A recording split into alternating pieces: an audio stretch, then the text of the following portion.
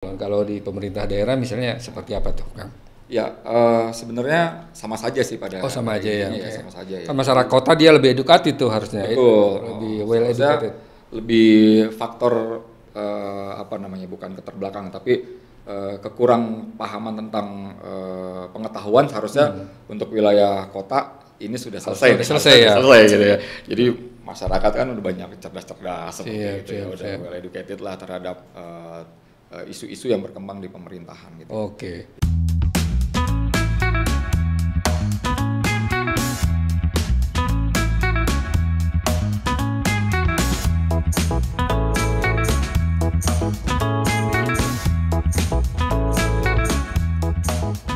Assalamualaikum warahmatullahi wabarakatuh. Sahabat pembelajar, kembali lagi bersama kita pada acara podcast BPSDM Provinsi Banten, obrolan edukatif dari Banten. Kali ini kita kedatangan seorang tamu yang luar biasa, salah seorang widyaswara ahli media dari Kota Tangerang.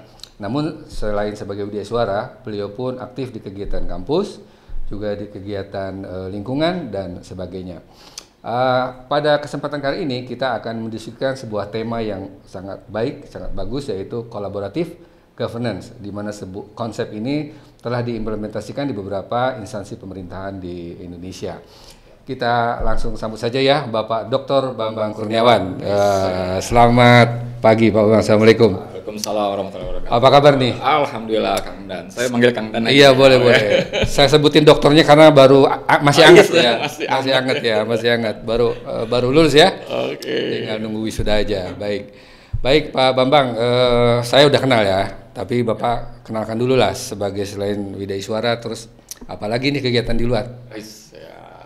Ya biasa rutinitas lah Kang Dan, mendampingi mahasiswa-mahasiswa gitu, Gitu ya. Biar nampak muda ya. Siap. Di kampus kampus mana aja tuh saat ini?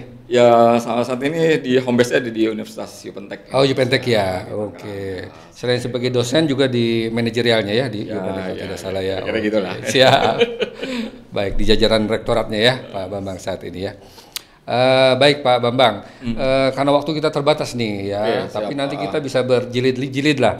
Episode selanjutnya lah. Dengan senang hati. Siap. Dengan senang hati. Saat ini kita tentang collaborative governance nih. Ya, kita pengen tahu nih, collaborative governance itu makhluk apa itu Pak Bambang? Jadi sebenarnya ini katakanlah sebuah konsep ya, memang ini konsep teori, tapi bukan konsep yang baru-baru banget gitu ya, seperti itu. Jadi ini konsep memang sudah lama dikembangkan, terutama di Eropa lah kayak gitu ya. Dan nampaknya di Indonesia baru beberapa tahun kebelakang ini orang banyak menggunakan konsep ini, terutama di level struktur pemerintahan ya. Seperti kita tahu nih ada DKI ya, beberapa tahun yang lalu sudah melabelkan dirinya sebagai kota kolaborasi. Nah, nggak jauh-jauh di kota saya juga. Oh gitu, Kota Tangerang ya, udah juga. Sama. Kalau di Banten mana? Kota Tangerang kolaborasi gitu seperti itu. Siap. Di Banten Kota Tangerang atau mana lagi yang sudah sejauh Pak Bambang tahu gitu? Ya baru Kota Tangerang. Baru Kota Tangerang yang mendeklarkan dirinya sebagai terus dideklar ya. Ya betul. Provinsi Banten sendiri belum berarti ya? Ya mungkin belum ya. Oke. Sepertinya gini Kang Dan. Siap. Pada prakteknya sebenarnya sudah melakukan sudah. itu semua gitu loh sebenarnya. Cuman ada yang mendeklar, ada yang tidak. Sebagai kayak Kota Tangerang kan sekarang bersama mewujudkan visi melalui kolaborasi. Gitu. Jadi muncul di tagline atau visi itu ya. Visinya. Baik. Pak Bambang, ini kan kalau diterjemahkan di dalam bahasa Indonesia kan kerjasama membangun pemerintahan ya, kerjasama dalam pemerintahan, collaborative governance. Tapi sebetulnya sejatinya seperti apa sih itu Pak? Perbedaannya dengan yang selama ini mungkin kita kan sudah banyak melakukan kerjasama juga ya pemerintahannya. Ya, betul. Apa perbedaannya di mana intinya itu Pak? Oke, sebenarnya konsep collaborative governance ini kalau saya lihat di beberapa literatur gitu ya. Jadi dia ini muncul karena ada teori sebelumnya nih Kang Dan. Ya, teori sebelumnya adalah tentang pentahelix. Kita udah tahu semua ya pentahelix. Pentahelix ya, yaitu pemerintahan, swasta, ada akademisi, ada media dan ada LSM ya, NGO ya. NGO ya, seperti itu. Nah, itu kan kita sering menyebutnya itu stakeholder semuanya gitu ya. Tapi bagaimana membangun kembali tata kelola kerjasamanya, nah itu yang kemudian muncullah konsep collaborative governance ini. Oh gitu. Jadi collaborative governance ini lebih kepada bagaimana membangun tata kelola kolaborasi di antara para stakeholder tersebut gitu. Nah, kira-kira ke sana arahnya. Iya. Apa mungkin peran dari unsur yang lainnya lebih ditingkatkan begitu Pak Bambang ya, atau seperti apa itu? Kan selama ini juga kita kenal pentahelix ya. Tapi apa perbedaannya? Apakah mungkin masukan dari masyarakat atau masukan dari itu lebih didengar lagi atau lebih gitu ya? Gimana tuh kira-kira tuh? Nah, itu ini unik sebenarnya. Siap. Jadi dalam konsep tata kelola kolaborasi di pemerintahan ini sebenarnya kita menganut dari beberapa teori ya tentang collaborative governance. Itu ada 3 unsur yang paling dikedepankan di dalam membangun tata kelola kolaborasi ini. Unsur yang pertama itu adalah unsur pengambilan keputusan secara deliberatif. Itu dia. Deliberatif. Memang kalau kita bahas lebih jauh, ini pengambilan keputusan deliberatif ini kan panjang ya, memakan waktu karena harus dengar sana, dengar sini gitu ya, mempertimbangkan sana, mempertimbangkan sini, baru diambil keputusan. Itu unsur yang pertama. Unsur yang kedua, dalam membangun tata kelola kolaboratif ini harus ada kesamaan tujuan gitu loh dari seluruh stakeholder seperti itu. Lalu yang ketiga adalah bagaimana seluruh stakeholder ini punya kedudukan yang setara. Yang setara. Nah, itu dia tuh Kang Nando yang itu kuncinya jangan-jangan. Kuncinya gitu, 3 unsur itu. Setara ya. Kesetaraan ini yang memang dibangun. Kita tahu lah selama ini kalau bicara kerjasama pentahelix ini pasti kan ada unsur yang dominan gitu ya, seperti itu. Berarti sebetulnya menggeser dominansi daripada ide dan kesepakatan di akhir ya. Ya, betul itu ya. Jadi semua stakeholder ditempatkan atau berdiskusi pada posisi yang neben gitu. Siap. Gitu. Nah, itu mulai diimplementasikan mungkin ya Pak Bambang ya. Itu mulai kapan ini Pak, di Banten atau di Indonesia atau gimana nih? Ya, kalau kita baca beberapa jurnal-jurnal yang beredar lah ya, itu mungkin sekitar tahun 2010 atau 2015-an lah. Mungkin sudah mulai itu konsep. Dulu kan quadrohelix gitu yang atau triple helix ya. Lalu geser ke pentahelix lalu bagaimana kelanjutannya, bagaimana mengelola pentahelix ini supaya tujuan itu bisa tercapai secara efektif lah. Oke, siap. 2015-an mungkin ya. 2015-an yang mulai ininya ya.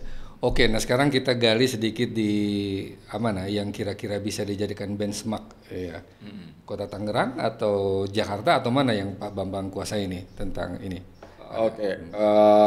Mungkin DKI kali ya. DKI. Karena dia yang leading dulu. Oke. Seperti itu.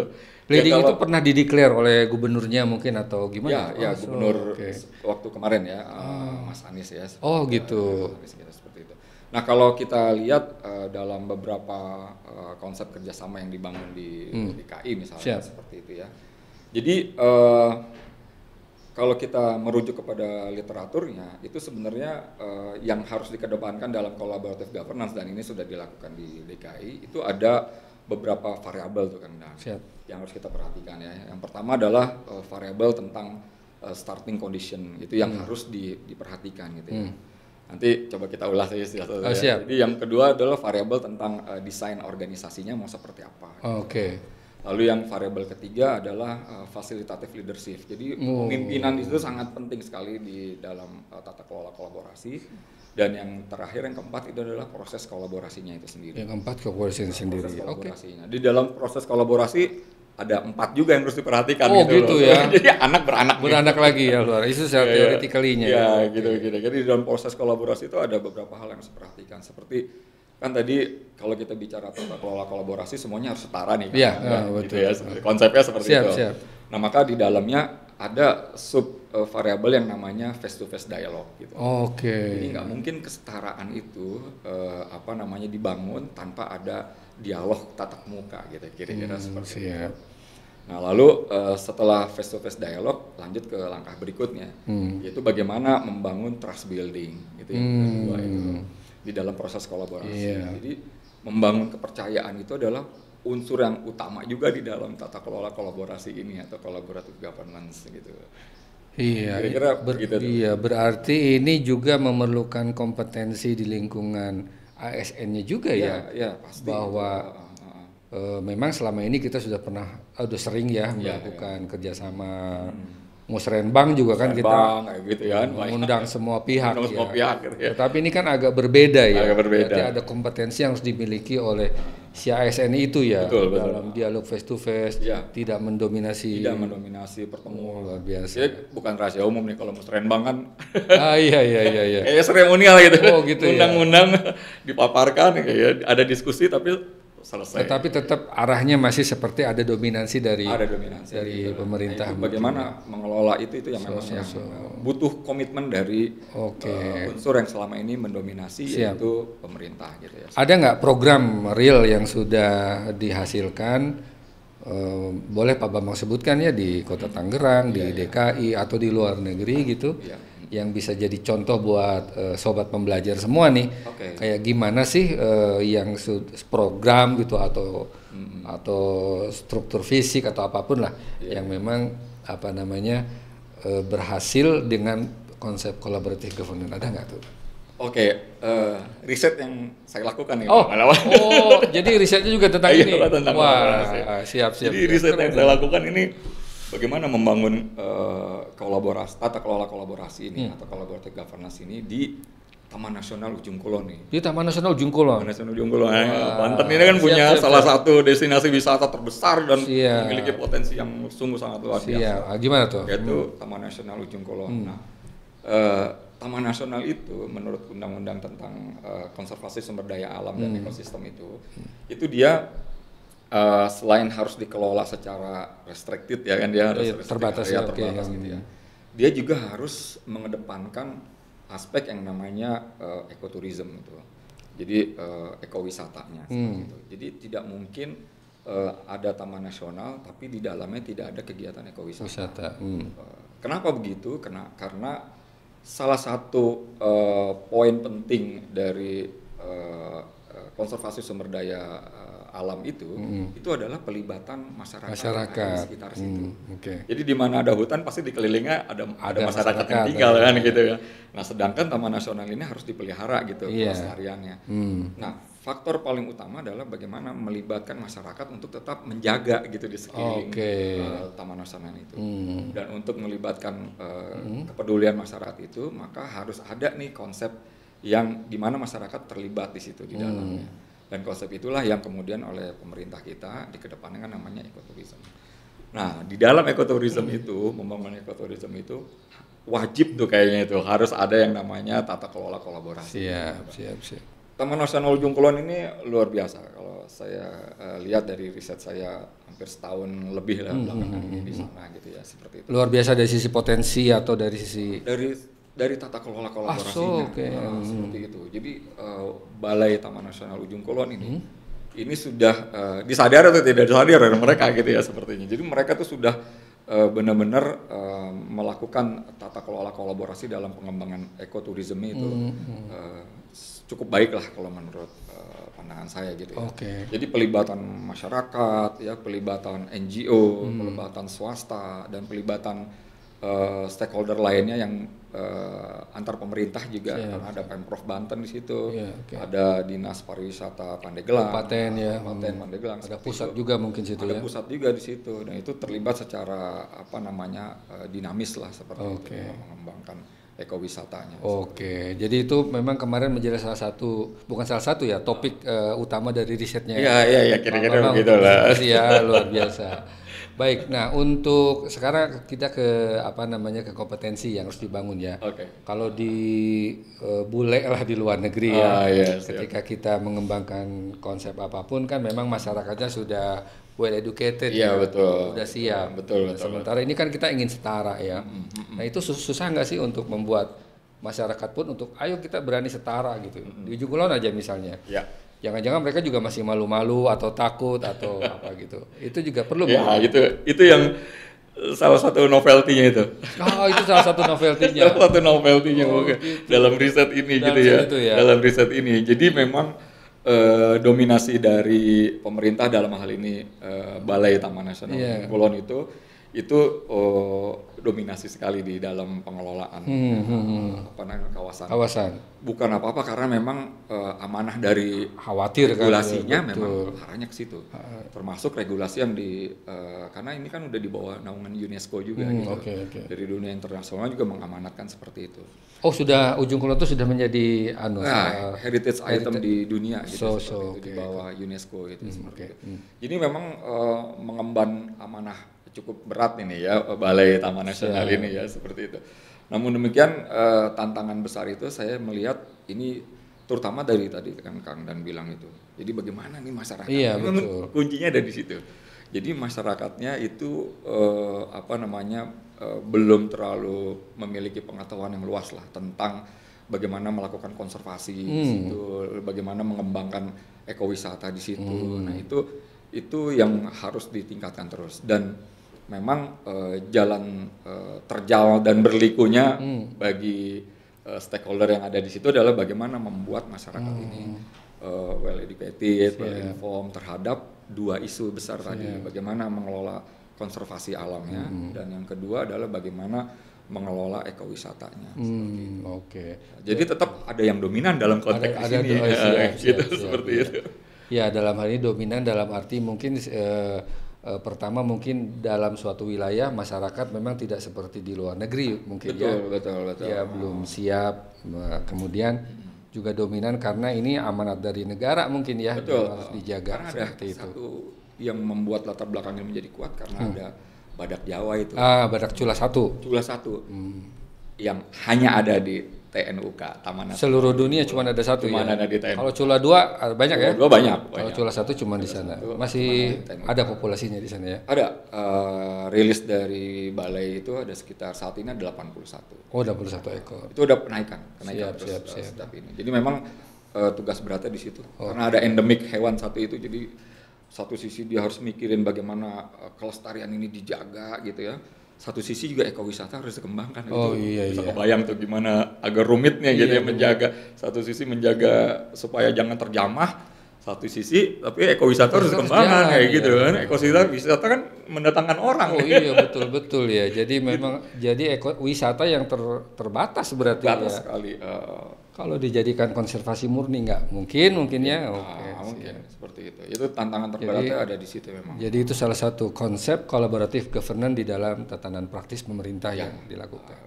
Seperti itu. Oke, kalau misalnya ditarik ke praktek pemerintahan di kita gitu ya, kalau itu kan di pemerintah daerah gimana tuh kira-kira? Itu kan di masyarakat gitu ya.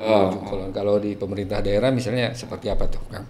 Ya, sebenarnya sama saja sih pada. Sama aja ya. Sama saja ya. Kan masyarakat kota dia lebih edukatif tuh harusnya. Betul. Lebih well educated.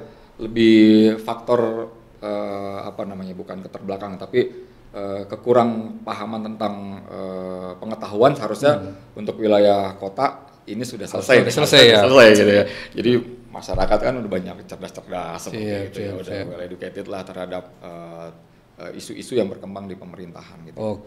Jadi sebenarnya ini yang harus butuh komitmen kalau menurut saya Kang Dan. Gimana komitmen dari pemerintah. Artinya bagaimana pemerintah mau mengajak seluruh stakeholder ini ya, perguruan tinggi, media, swasta gitu ya. Termasuk masyarakatnya untuk sama-sama ayo kita duduk bareng memecahkan permasalahan-permasalahan yang krusial. Jadi ya kalau semua masalah dibahas secara detail memang pasti waktunya lama lah. Seperti itu kan terbentur anggaran, periodisasi anggaran. Betul. Tapi saya pikir ada lah untuk isu-isu tertentu ini harus dibahas secara intens gitu seperti itu. Memang dari beberapa konsep collaborative governance ini memang butuh kesabaran dalam prosesnya. Dalam prosesnya ya. Tapi hasilnya ini akan jauh lebih hebat. Siap. Diambil secara instan gitu ya, seperti itu diambil keputusan instan dibandingkan dengan collaborative governance yang butuh waktu agak sedikit lama tapi hasilnya bisa sustain gitu. Siap. Oke, Pak Bambang, ini collaborative government ya, kayaknya governance waktunya terbatas ini. Kira-kira karena ini adalah media edukasi yang utamanya ditonton oleh para ASN, para PNS baik di Banten maupun di luar. apa yang perlu dilakukan oleh saya lah misalnya atau ASN yang lain untuk memahami dan menerapkan konsep ini? Iya, collaborative governance itu sebenarnya bisa diterapkan di organisasi atau juga bisa diterapkan pada individu atau diri kita sendiri gitu ya, seperti itu. Artinya yang pertama ya pasti kita harus membuka diri dulu, membuka diri bahwa kita itu bukan orang yang tahu segala-galanya gitu. Seperti itu gitu ya. Gitu. Jadi memang kata kuncinya ini kita membuka benar-benar ya. Membuka diri kita. Membuka kesempatan sama stakeholder yang lain untuk bicara ya. Untuk bicara, terus kita saling mendengar, saling bicara gitu ya. Iya. Dari situ masuk kan nantinya ada sebenarnya itu kan proses trust buildingnya ada di situ. Iya. Kan? Jangan-jangan ada di dalam sistem perencanaan nasional seperti Musrenbang dan sebagainya perlu dikembangkan lagi tuh Pak Bambang ya. Jangan-jangan ya. Supaya perencanaan pembangunan ini lebih benar-benar ngena gitu melibatkan masyarakat dan unsur stakeholder yang tadi. Iya, mungkin ada forum-forum prior atau pasca dari Musrenbang ya Kak? Ya, saya pikir. Karena kalau Musrenbang ketemu sekali doang ya. Iya. Setelah sekali, kemudian ternyata misalnya pagu untuk masing-masing OPD baru keluar. Kita udah nggak ketemu lagi tuh. Iya kan? Masyarakat cuman ini kemarin yang kita usulin nggak keluar juga gitu, diajak diskusi terus-terusan. Akhirnya karena waktu yang terbatas, kemudian kita breakdown tuh ya oleh OPD karena kesempatan untuk Musrenbangnya misalnya sudah lewat seperti itu ya. Jadi mungkin harus ada pasca Musrenbang misalnya gitu ya, yang terus intensif dengan pentahelik itu ya dilakukannya. Saya pikir juga bisa nih ya, beberapa kepala daerah atau OPD yang ada di pemerintah daerah ini ya, membuka dalam 1 bulan sekali mungkin coffee morning lah atau apa gitu, ngopi-ngopi dengan stakeholder itu kan, santai gitu. Itu dia ya. Secara santai terus ngobrol dari hati. Jadi ada forum-forum yang seperti itu ya. Forum-forum kecil seperti itu bisa gitu ya. Misalkan isu forum tentang mau membahas tentang kesenian di bagaimana mengembangkan kesenian di daerah. Ya kita kumpulin lah. Ada akademisinya, ada seniman, praktisinya gitu, ngobrol santai gitu ya. Lalu kita bicara dari hati ke hati. Iya, itu berarti itu lebih udah kolaboratif harus lebih luas ya. Sementara ini kan kita sudah seperti itu juga Pak Bambang. Cuman kadang-kadang kita seringnya kita berbasiskan kepada anggaran. Itu dia. Iya, ada acara seminar enggak, ada acara workshop enggak. Kalau enggak ada, susah tuh mengadakan itu. Gitu ya. Kalau kopi kan modalnya cuma kalau kopi ya memang harus kita banyak belajar nampaknya. Iya betul. Kopi kalau pagi nih anak pisang goreng kan. Iya betul. Dengan itu aja sebetulnya berarti kepercayaan, kemudian networknya dan harus dibangun dulu dari awal gitu ya. Betul. Bahwa kegiatan diskusi-diskusi kayak gini tidak akan terbatas nanti gitu ya. Betul. Kepada anggaran. Kalau ada workshop baru mereka diundang gitu. Kalau ada acara diundang gitu, enggak. Jadi formil banget gitu ya seperti itu. Itu kuncinya berarti ya. Jadi kita lebih memperbanyak diskusi ya. Betul. Dengan pentahelik itu. Setidaknya ada face to face dialognya ada. Itu ya, benar. Lalu membangun kepercayaannya muncul di situ ya. Iya. Lalu juga ada komitmen nanti untuk menjalankan proses selanjutnya kayak gitu, seperti itu. Untuk meminimalisasi anggaran berarti bisa juga tuh kalau memang undangan kayak workshop gitu kan memang kalau akademisi atau masyarakat dari jauh juga membutuhkan transport ya. Ya. Mungkin bisa diperbanyak seperti Zoom gitu ya. Bisa. Medianya sekarang udah terbuka lebar kan. Iya, sekarang tentang seni misalnya, besok budaya kayak gitu ya. Iya. Macam-macam isu-isu sosial perkotaan kan banyak kan diselesaikan. Isu-isu perkotaan ya. Iya, perkotaan tidak kita harus nunggu ada anggaran dulu gitu ya. Betul. Wah, luar biasa itu. Kota kayak Tangerang lah, kota tempat saya. Isu PMKS-nya tinggi sekali, menyandang masalah kesejahteraan sosial. Nggak bisa pemerintahannya sendiri mengerjakan. Perlu kolaborasi. Betul. Oke deh Pak, kita tunggu nih ya kiprah dari kita semua, dari Pak Bambang yang sudah sempat mengimplementasikan collaborative government di Ujung Kulon gitu kan. Untuk itu dibawa kepada ranah yang lain ya, ranah yang lain di pemerintah daerah. Baik, terima kasih banyak Pak Bambang. Terima kasih sama-sama Kang Anas, senang sekali bisa hadir di sini. Siap, nanti kapan-kapan kita undang lagi ya. Siap, insya Allah dengan senang hati. Siap. Sahabat pembelajar, itulah tadi perbincangan kita dengan Pak Dr. Bambang Kurniawan, salah satu ide suara di Kota Tangerang mengenai collaborative governance. Mudah-mudahan konsep ini dapat lebih diimplementasikan lagi di pemerintahan kita, baik pemerintahan daerah maupun pemerintahan pusat. Kami undur diri dan sampai bertemu di acara podcast BPSDM selanjutnya. Assalamualaikum. Thank you, Pak. Terima kasih. Oke, luar biasa.